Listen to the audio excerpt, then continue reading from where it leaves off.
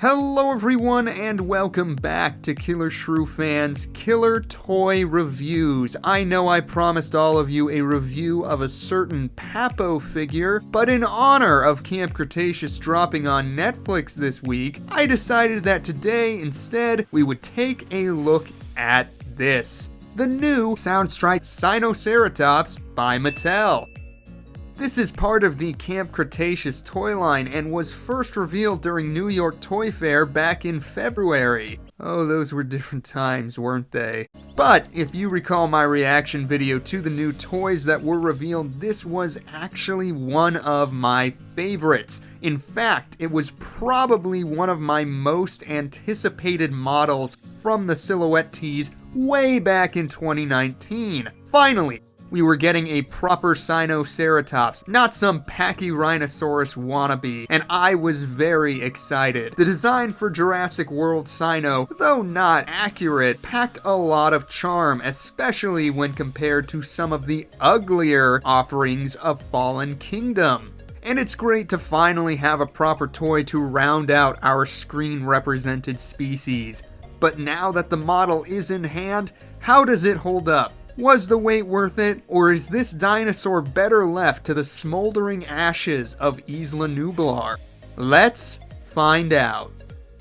First, of course, we gotta take a look at the packaging. This is only the second Camp Cretaceous toy that I have reviewed on the channel, so the box art is something you haven't heard a lot from me about. I really do dig the overall presentation of this line. The amber tone backdrop really puts you into that Jurassic mindset, especially when paired with those Sorna-esque redwoods. In the top left corner, you can see the Jurassic World Camp Cretaceous logo, a beautiful hybrid of the Jurassic World and Jurassic Park aesthetic. And below that, you can see the Primal Attack logo. The bottom right corner features an action diagram of the toy and its features, and in the center there you have got the Soundstrike indicator and species name. The bottom right corner shows off the key characters of the new show on Netflix, a refreshing departure from seeing Owen and Blue. And speaking of Netflix, in the top right corner you have got a logo advertising the show on the streaming platform. The back of the box features a blown-up version of the corner action diagram on the front, promising a Sinoceratops with double head strike in multiple different languages.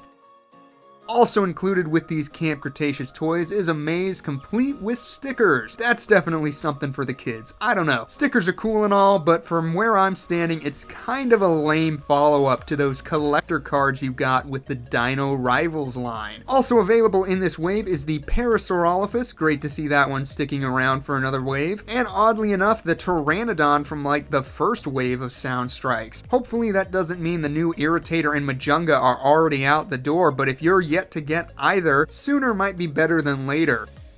And as always, don't forget to download the Jurassic Facts app so you can scan a digital copy of your new dinosaur into your phone and learn all sorts of cool facts about the species. But enough about the box, I say it's high time we bust this Sinoceratops out of the packaging. So there is the Sinoceratops free of the cardboard prison, and first impressions of this guy out of the box, I just gotta say, it's impressive. First off, it's quite large and quite hefty, very sturdily built, and look at this! I can do this and there's hardly any rattling going on. That's very impressive, especially for these figures that are designed to move and shake the way that they are. So pretty decent build right out of the gate.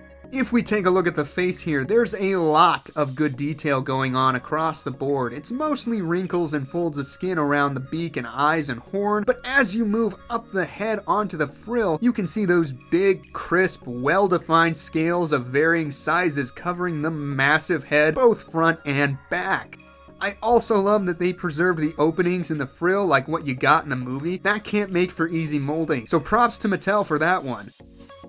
Taking a look at the massive nasal horn, I love how exaggerated it is on this figure. Really gives it an added bit of presence on the shelf. But the horn itself is very nicely textured, as are all the horns on the frill. The paint is also pretty well done. I'm not seeing a speck of slop anywhere, and that is great. One thing that does bug me about this face is that cheek horn right there. For whatever reason, it is the only protrusion not painted on the face, and it's kind of distracting. Gets my OCD going. Don't really know why they couldn't just put a little more paint on there to cover that horn, but beyond that, I think this is a lovely head. The beak is also textured, and I love how the wrinkles around the base of the horn meet up with the wrinkles around the mouth there. But unfortunately, mine has some paint wear on the tip. This is why I prefer to shop in person. If I had been able to see that on the shelf, I probably would have picked a different one for my collection. I know it's small, and maybe I'm just overly picky, but hey, if you're gonna add it to your collection, it might as well be a good one, right? Moving down the length of the body, you can see there's a lot in terms of detail here as well. I'm particularly fond of all the wrinkles in the throat and neck region and down around the swell of the gut. You can see an indication of the ribs through the pulling skin there, and as you get to the tail, you've got these massive pebbled scales. There is plenty going on in terms of texture on this model, but it never feels garish or overdone. I will say some of the detail is more crisp than others, but by and large, I'm quite pleased with the overall look of this thing. Really feels like Mattel pulled from multiple sources of inspiration. If you look at the back here, you can see the more traditional Jurassic Park style ceratopsian scales running down the length of the dorsal region. But taking a look at the legs, these feel distinctly pachyderm in nature. The stocky build, folds of skin, and especially those armored scales puts me in mind of rhinos, and I think it's great that I can look at this piece and recognize real-world inspiration that may have inspired it. It really gives it a naturalistic and lifelike look that grounds it in our reality. And for a simple toy, that's pretty impressive design work. Unfortunately, the toe claws are not painted, which seems to be an unwelcome trend with these sound strikes. In fact, speaking of paint, I think the paint on this one might be its weakest element. But we'll get into that in a bit. First, I gotta show you the underbelly. I kind of feel like all of these electronic dinos could pass as battle damage offerings with their wound of a sound box you got going on with them. But of course, the real reason we like to check the underbelly is this. It's the QR code. If any of you are keen to scan this Sinoceratops into your app, it's all yours. As far as the posture on the model, it is very neutral. It's really just standing on those slightly bent, stocky legs. They are posable, but it doesn't really do much for the figure, so I didn't bother recording it. But yes, nice neutral pose, fairly well done proportions, lovely details. I do think from a sculptural standpoint, Mattel absolutely knocked this one out of the park.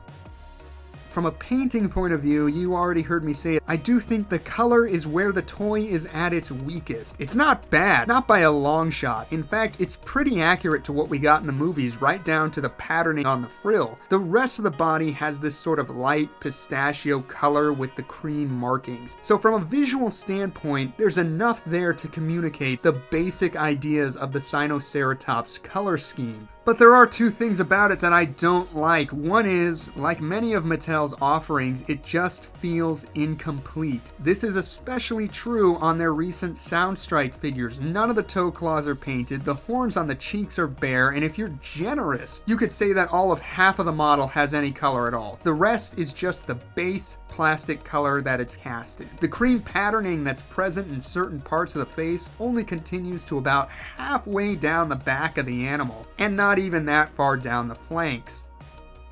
To Mattel's credit, it does at least feel tapered and not like they just stopped it dead in its tracks like some of their other paint jobs. But even on their other figures, I feel like the paint went further back. Another issue I kinda have with it, it feels very desaturated. The colors just don't seem to pop like on a lot of their other toys. I think maybe if they just darken the base color to a few shades closer to the original Pachyrhinosaurus color scheme, then this problem would have been avoided. The contrast would have been more pronounced, and all in all, it would have been more eye-catching. Right now, how this thing relies entirely on its size to be noticed amongst the brightly colored offerings Mattel has given us so far this year. I guess I really shouldn't be complaining. We all know how ridiculous Mattel can get with their color choices, so maybe a more muted offering isn't that bad. But let's get to everyone's favorite part. It's the action gimmick. Like all of the Soundstrike figures, you have to grip it with one hand and grab the tail with the other, and then...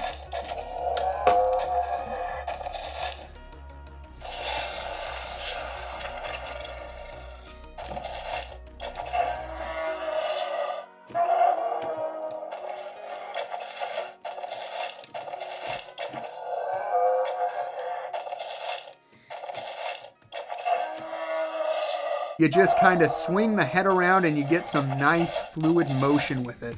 And I'm very pleased with the action feature of this Soundstrike in particular, because the sounds are, for the most part, new and fitting for the species. There's about 3 or 4 sounds in there. I can never tell how many because the order is totally random, but with the exception of that guttural hiss, the others seem like a large herbivore. I think these sounds come from the Stegosaurus, but at the end of the day, I'm just glad there's no T-Rex roar or Indoraptor growl thrown in for no reason. Now for the size, you've heard me saying this is a big beast of a figure a couple times, but just how big? Well, from the tip of the horn to the tip of the tail, it comes in at that 13-inch range and stands in at just under 5 inches tall or 13 centimeters off the ground. So I guess it's pretty standard for the line, but it has a ton of extra heft to it that really makes it feel bigger than it is. For size comparison, here it is with the Soundstrike Edmontosaurus, and you can see how it looks like the Sino is a much larger figure, not to mention vastly superior in terms of fine sculpted detail, but I've already shamed the Edmontosaurus's basic sculpt work enough. Next up, we have the recently reviewed Soundstrike Irritator, and you can see these two are pretty similar in terms of the height off the ground, but that extra beef to the Sino does wonders in making it appear much larger than the Irritator. And of course, here it is with Carnage the Carnotaurus, and I think these two look great together. Obviously, Carnage is too big to perfectly recreate that scene from Fallen Kingdom, but I can't remember if that was supposed to be a subadult or juvenile or what. Either way, they play off of each other quite well, and it's exciting to finally be able to properly recreate that scene with this Sino. As always, I went ahead and brought in an Attack Pack Raptor since that's such a common mold. Odds are, if you're watching this video, you own at least one version of this Raptor and can get an idea of the size you can expect from the Sino. And for my last dino comparison, here it is next to the only ceratopsian from Mattel that I currently have unboxed. It's the Styracosaurus Savage Strike. I've been slowly letting go of my open Mattel items for a while now in favor of my inbox figures, so this Styracosaurus is the best I can do. Maybe if I ever review one of Mattel's umpteenth Triceratops figures, I can be sure to include a comparison with this Sino in that video. And of course, there's Chris Pratt keeping a wary distance from this Sino after being licked by one in Fallen Kingdom and gored by one in our review video. I think he's had enough up close and personal experiences with this species. But anyway, there you can see how it sizes up next to a 3 3/4 inch human. So there you have it, guys and gals. That is going to do it for our look at the new Primal Attack Soundstrike Sinoceratops from the Camp Cretaceous toy line. Overall, I think this is an awesome toy, easily one of my favorites in the price range, and probably one of my favorites from Mattel this year.